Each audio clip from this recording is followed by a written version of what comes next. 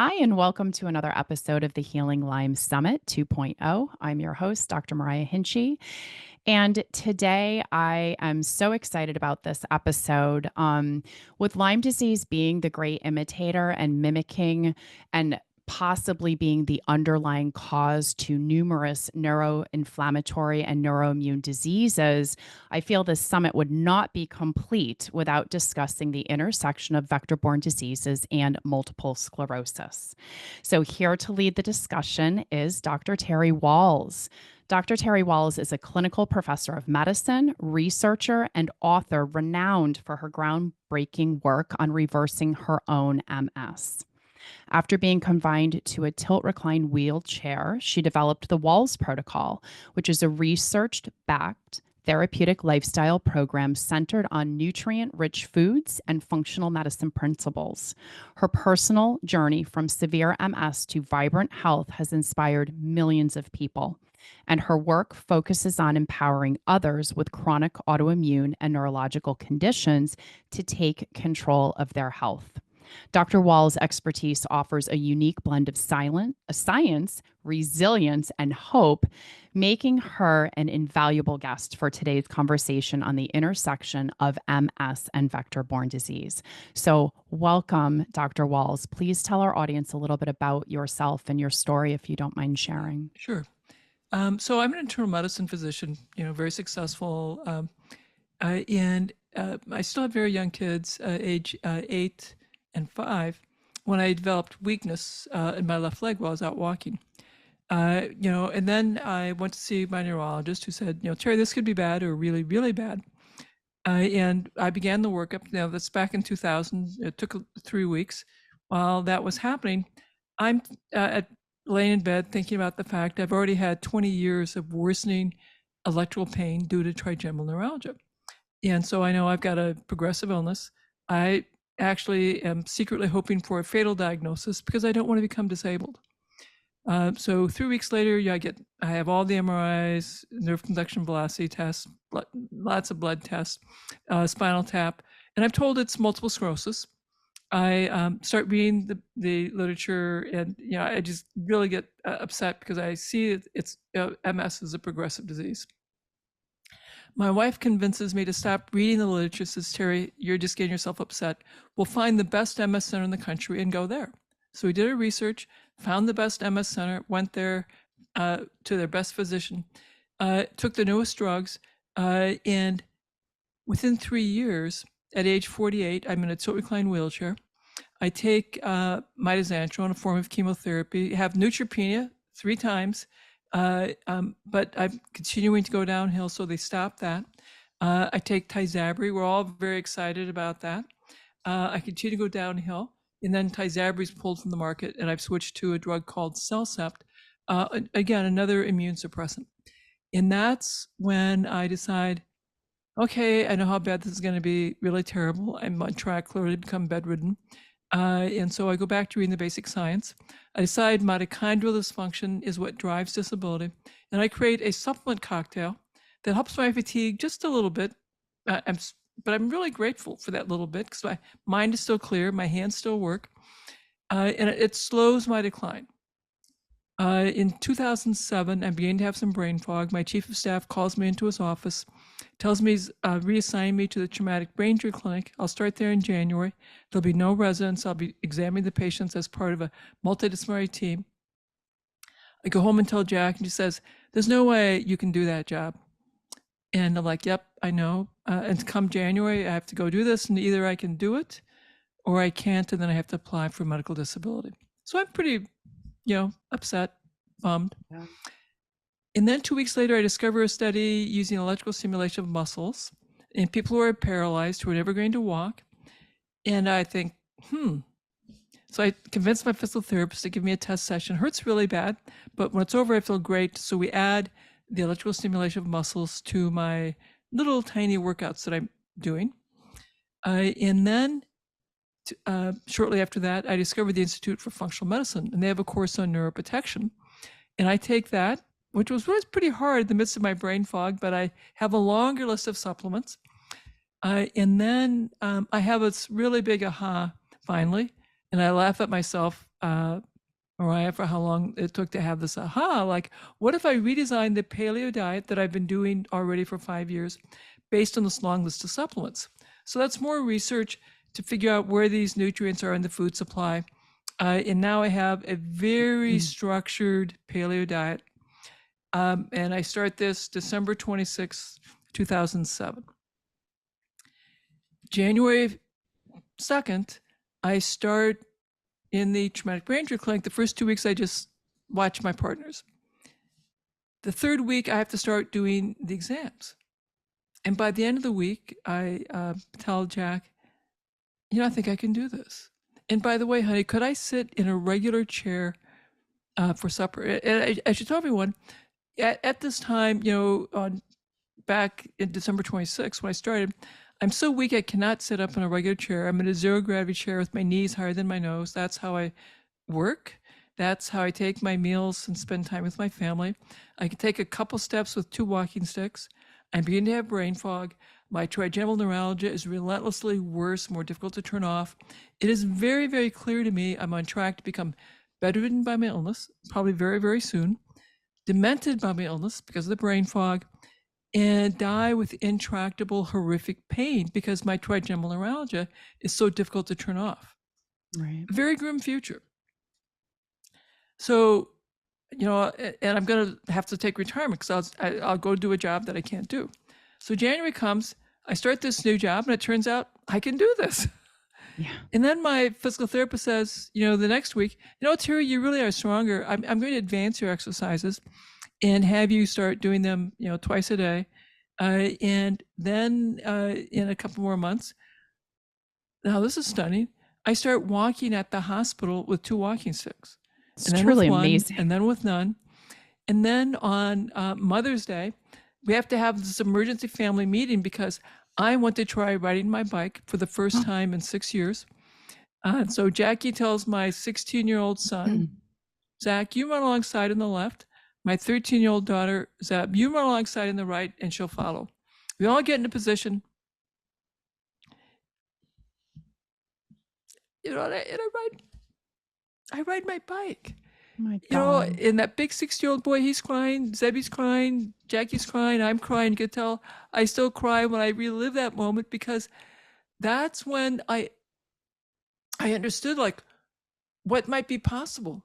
I keep riding a little bit more. And then in October, we do the Courage Ride, which is 18.5 miles. And, I cross that finish line. Once again, we're all crying. And this really changes how I think about disease and health. It will change the way I practice medicine. It will change the research that I do. And I've made it my mission to teach the clinicians how to use my protocol on others, to do the research to change the standard of care. And I've made it my mission to teach the millions of people worldwide who have multiple sclerosis and have other chronic diseases that, yes, there is so much that you can do to change the course of your life. That is such an amazingly powerful story. Thank you. Sincerely, thank you so much for sharing that with us. It's truly amazing. And the short amount of time in which I'm sure for you it felt like forever, but the short amount of time in which using your food as medicine turned everything around is just mind-blowing. It I mean, is that's coming from a mind-blowing. naturopathic doctor who believes that food is medicine, I've been trying to get a naturopathic school to give me an honorary naturopathic degree. So Oh, far, I I've not think been you've able earned it. to do that. But I'm like, I sort of feel like I'm sort of a naturopath at heart now. Yeah. Yeah. It's powerful. Thank you. Thank you so much for sharing. So, for part of, for this being a Lyme disease summit, there might be a lot of listeners here that honestly don't even know what MS is. Sure. Can you share what the typical, I mean, obviously you just illustrated a pretty severely deteriorating, route that MS can go. What you have is an episode of neurologic symptoms. And to make the MS diagnosis, you have episode 1, and that is clinically isolated syndrome, where there's an enhancing lesion in the brain.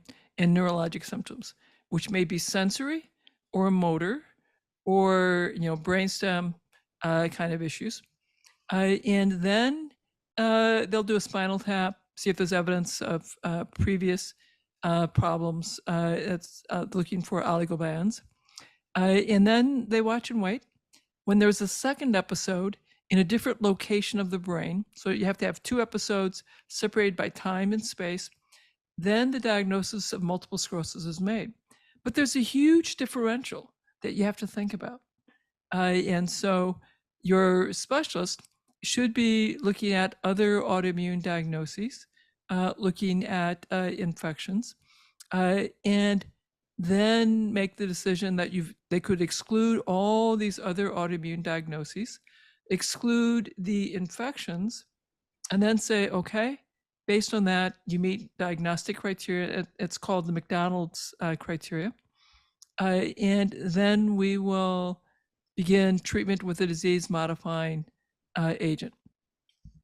And those are typically immunosuppressant biologic agents. They're all they will suppress your immune system in some capacity to prevent and to get approval from the FDA. The drug has to show that you're reducing the number of new enhancing lesions and reducing the number of relapses compared to the control. And so the drugs do a really good job right now of turning off the immune system and suppressing the development of new enhancing lesions. They lengthen the time to needing a wheelchair by 5 years. Wow. But they don't stop the conversion to the progressive phase of the illness. They don't stop the accumulation of disability. They don't stop the job loss because of anxiety, depression, brain fog. They give you more time, which is very helpful. In my practice, and those functional medicine docs who are trained in functional medicine that also take care of autoimmunity, we help people address the modifiable lifestyle factors, the nutritional, toxin, infectious contributing factors, and often in collaboration with whoever's using the disease-modifying treatment, the prescription, we're able to get people into a great place where they're doing really well, and then they can transition to a less potent with fewer side effects DMT. And then, depending on the person, they may stay on something like Copaxone, which is a much gentler, much less risk of killing you, disease-modifying treatment. And some people are able to get entirely off their DMTs. But it has to be done, in a very thoughtful way, because if you abruptly stop a DMT, you'll have a severe rebound and really a disaster. So you have to do it very thoughtfully. So for our listeners that don't know what a DMT is, could you explain? So that's a potent drug that is really turning off your immune system. I think things like Tysabri would be the classic, which has been very effective at reducing the number of new enhancing lesions, reducing the relapse rate. But if you stop it abruptly, then you can anticipate a severe rebound and a severe flare. I was going to say, so for patients that don't necessarily understand the link, can you talk a little bit about how the immune system could potentially cause these lesions, that are one of the main physical findings in MS? I'm going to go back to what do we know about why you get MS? There are about 300 different genes that increase the risk just a little bit for the vast majority of these. And I'm talking like 1% increase, maybe 2% increase.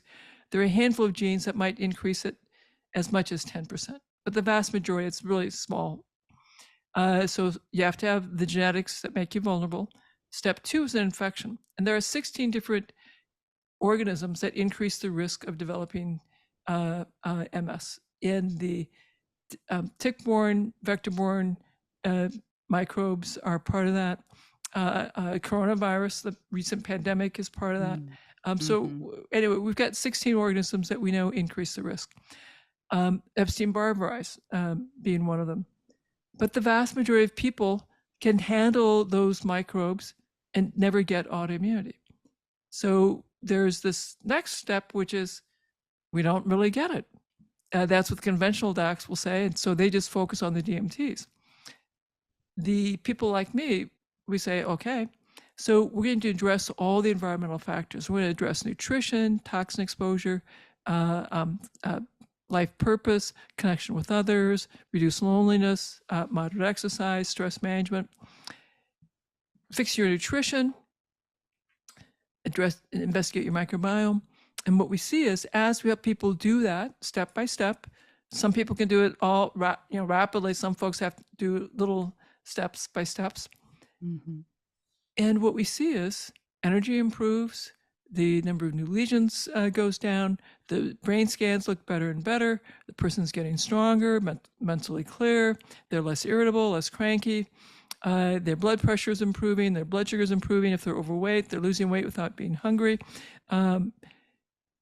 They discover that they're much more interested, as my vets would say, in relations with the spouse.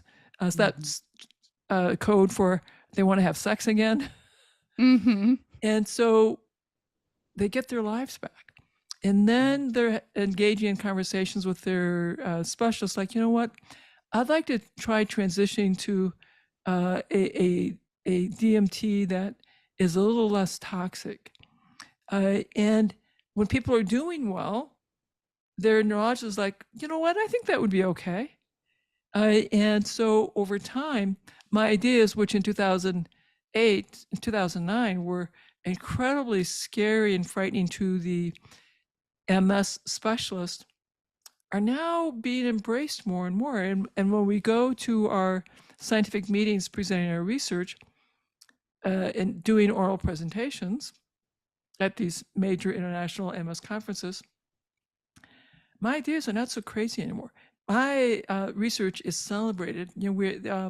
We're being heralded as for the important role that we've had in driving the research on nutrition and the impact of nutrition on symptoms and disease course.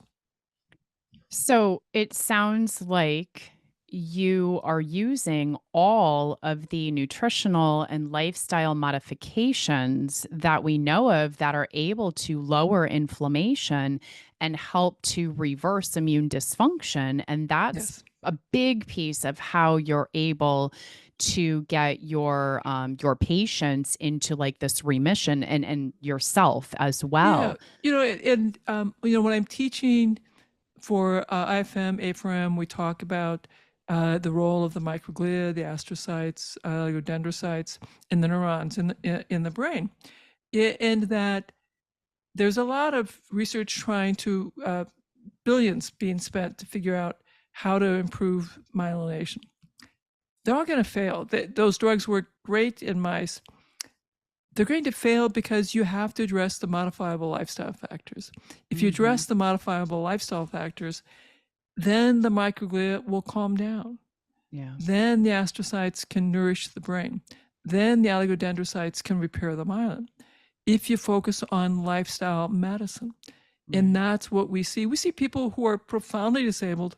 I'm thinking of the young woman, woman in her 50s with progressive MS, so disabled that she was struggling to transfer independently from her wheelchair to the toilet, from her wheelchair into bed. She could stand for a few seconds, couldn't take any steps. She discovered my work, began taking every course that I offered because she wanted to have the chance to do the live Q&As. And over a 3-year period, she got so she could stand for 30 seconds, stand for 90 seconds, stand and take a step with a walker, stand and take several steps with a walker, begin walking with a walker, and now her goal is to walk with her dog on the beach. 3 years previous to that, her goal was to keep doing the transfers independently, keep being able to wipe her own butt at the toilet. Yeah, it's amazing. Now her goal is walking on the beach with her dogs.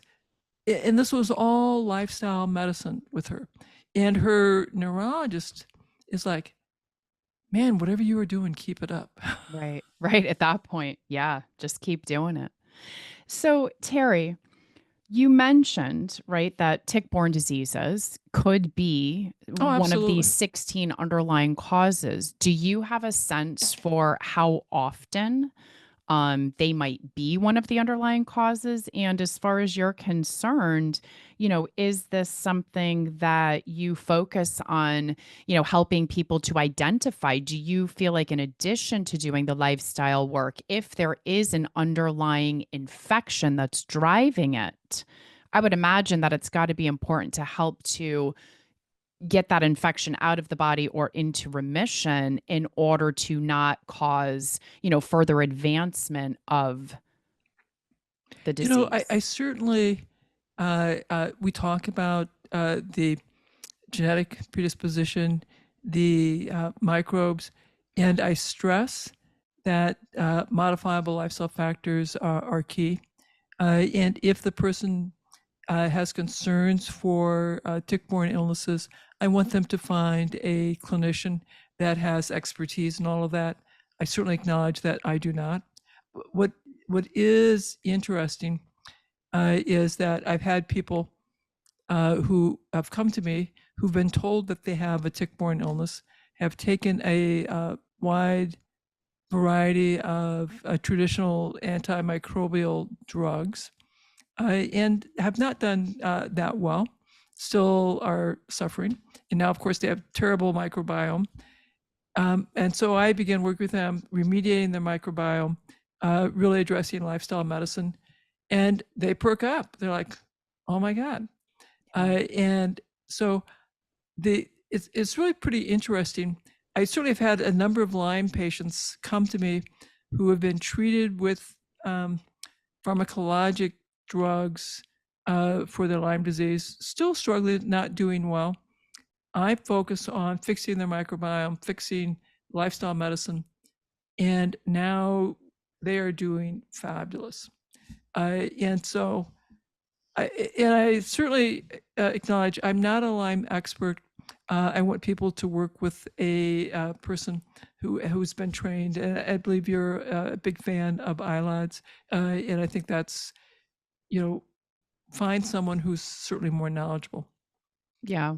100%. Do you have any idea of the incidence of Lyme and tick-borne disease in the MS population? I do not. Okay. And I don't either. That's something that maybe I will gather and get to our listeners as a Yeah, I mean, follow-up. I think that would be super interesting. I think it would be hard to get a really good number on that because Yeah. I don't know how reliably the neurology community is excluding, because I want your listeners to know in the initial diagnostic workup, um, there is a large number of other autoimmune diseases that have to be considered. Right. And then these infections that have to be considered.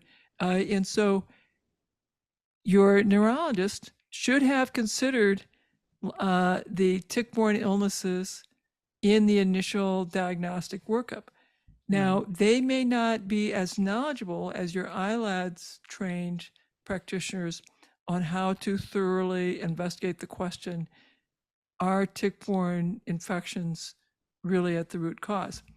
That is part of the workup Right. for that initial diagnosis.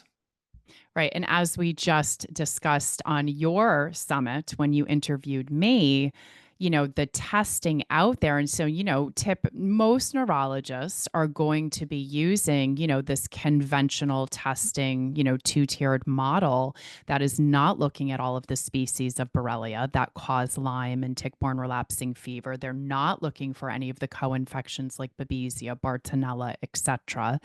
And so a lot of Absolutely, they times are not. it's just going to get ruled out, and a lot of times, I would assume it's definitely a false negative, and so we're missing that piece of the puzzle. We that is absolutely correct. It is part of the initial workup. The your specialist has been trained that has to be considered and ruled out, and they will be using their conventional laboratory testing that, Quest, LabCorp, uh, uh, or the testing within their hospital system, here at the university. They would be using that initial testing. And furthermore, they are probably not sending you to an infectious disease person or specialist to look at that thoroughly either. Right. It's I a was just very going to say, extensive workup that you're supposed to go yeah. through. And I mean, unfortunately, with infectious disease, I hate to say it, but they're using the same tests. Oh, It's kind of absolutely. the specialty that you would expect to be on top of this, unfortunately, isn't using any better diagnostic criteria or testing, than the same Lyme illiterate physician or clinician is using. But Terry, what I love about everything that you're saying, so you and I are so aligned in our approach. Like your approach to MS and my approach to healing Lyme disease are very, very similar. I believe that really the crux of the immune system's ability to function properly relies in the gut, right? And in the gut and the gut and on our Yes. microbiome. And when we are using, heavy duty, long term antibiotics that are damaging our microbiome, it really sets us up for massive inflammation and immune dysfunction, the inability to detoxify. And it's a huge, huge slippery slope that tends to make people sicker. So I love You that know, you look at, go ahead. and another thing that I want to comment on, uh, based on some microbiome studies of indigenous women and their oral microbiome, their vaginal microbiome, and then the microbiome of their kids, they have a different microbiome than we do. Their microbiome provides much more robust infection protection against meningitis, against tick-borne illnesses, against a variety of these infections that are a scourge today, because they have the microbes in their gut that are protective. If you have a C-section, you don't get those microbes. If your infant has early antibiotics because you had a complicated birth or early infections, you're killing off those protective microbes. And therefore, as a population, we are getting more and more vulnerable to these infections because we don't have the microbes that were essential to human health over millions of generations. Yes, it's so true. I think most people do not realize that our immune systems are set up from us swallowing and being slathered with all of the microbiome that is in our mother's vaginas when we come out and are born. And when we are pulled out through C-section and we get the flora that's on the skin as kind of like the first Mhm. inoculation, and then you're getting everything else that tends to be like in the room or whatever, it's not setting the microbiome up the way that it should be set up for proper immune function, much less digestion or anything else. So that's such a great point, and it's something that I think most humans do not know. Correct, correct. And we don't understand that. Now, certainly, antibiotics can have been life-saving. Mhm. C-sections have been life-saving. Um, the vagina is life-saving. And so it's super interesting. There has been a move in some hospitals, some circumstances, to swab the woman's vagina and slather the baby as soon as it comes out through C-section with mom's vaginal secretions. Mhm. Super exciting stuff. Fortunately, when my grandson was born, he was able to come out mom's vagina, so I was thrilled about that. Good. So, So Terry, tell us a little bit more, if you don't mind, like a little bit more detailed about, your plan, your nutritional plan, and what that entails. so it's really about some pretty basic concepts. You need to have plenty of protein, and I'm getting that actually right now I'm eating a lot of grass-finished bison, pastured pork, pastured beef, pastured chicken, wild fish, and some farmed fish here in Western Iowa. Non-starchy vegetables, and people know I advocate for 9 cups. Uh, Green leafies, sulfur-rich cabbage, onion, mushroom family, and deeply colored beets, carrots, berries. I advocate for 9 cups because my clinical practice was in the VA. I didn't want people to be hungry. And my vets would say, like, okay, 9 cups, is that per week or month? And we'd laugh, no, no, no, that's per day. We'd Per have day. little cooking demonstrations to help them understand that. Also, I'm very keen on fermented foods. My goal is to have 1.5 to 2 cups of sauerkraut or kimchi every day, nut milk, coconut milk, yogurts, and kefirs, seaweed, algae, and over time, I became more and more ketogenic. So presently, I have more fat, a lot of olive oil, and fewer carbs because I'm on a ketogenic diet. I will confess there is 4 weeks out of the year when my pawpaw and persimmons are ripe. I'll have more pawpaw and persimmons, so I go out of ketosis. The pawpaws are done, the persimmons are done, so I'm back into ketosis. Okay. And do you find following more of like a ketogenic version actually makes you feel better, or do you just do it You more know, for preventative measures? I'd say both. I had early antibiotics. So I was born in 55. At that time, breastfeeding was not Not popular, in fashion. not in fashion. So I got formula. I had early tonsillitis, and so I was given a lot of penicillin, which I'm grateful for. I didn't want to have valvular heart disease, Yeah. so that was good. Yeah. But it also messed with my microbiome, so I probably had yeast overgrowth. Mm. And since an adolescent, I have struggled with depression in a really big way.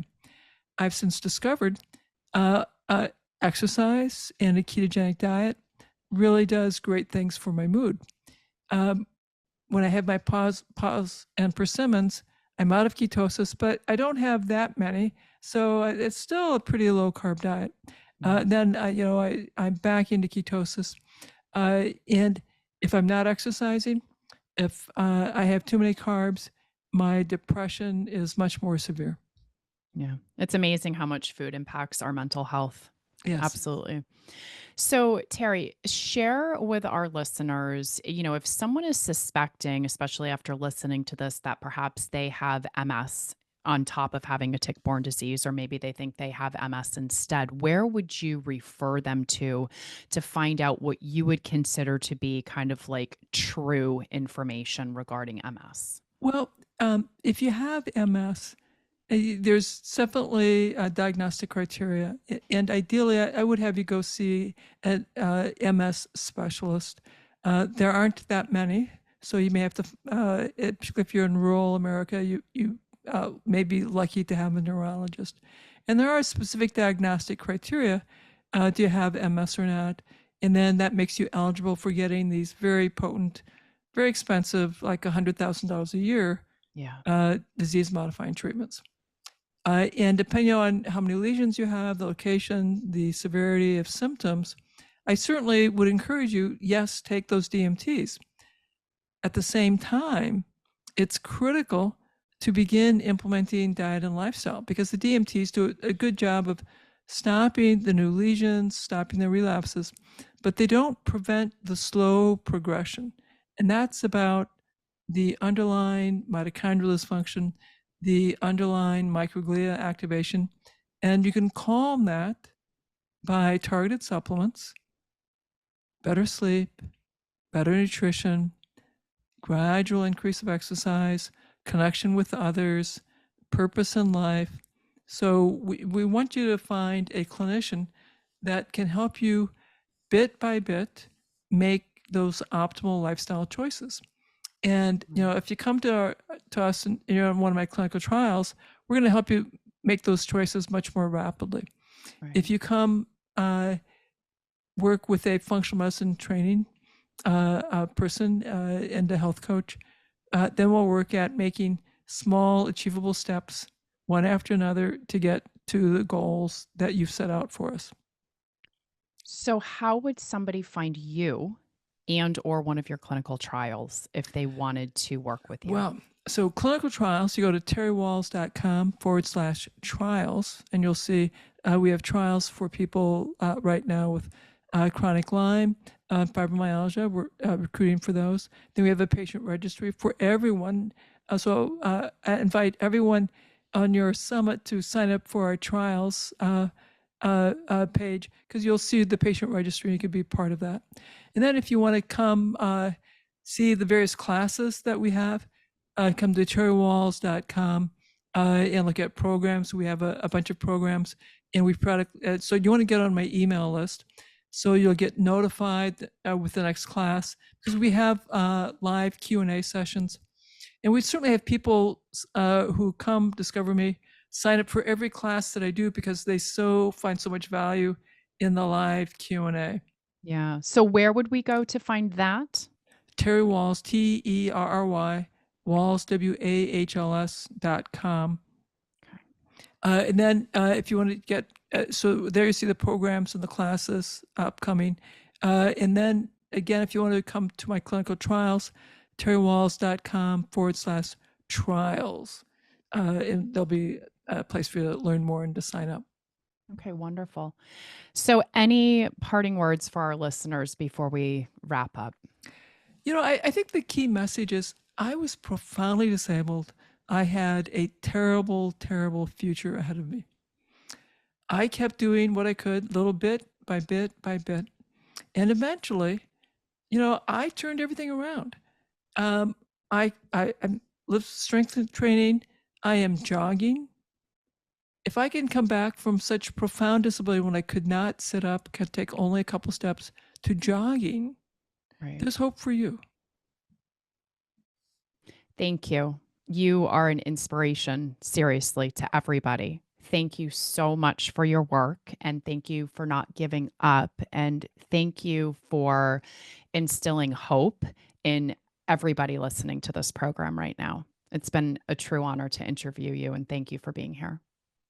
Thank you, and much love to you for all the work that you do as well. Thank you, Terry.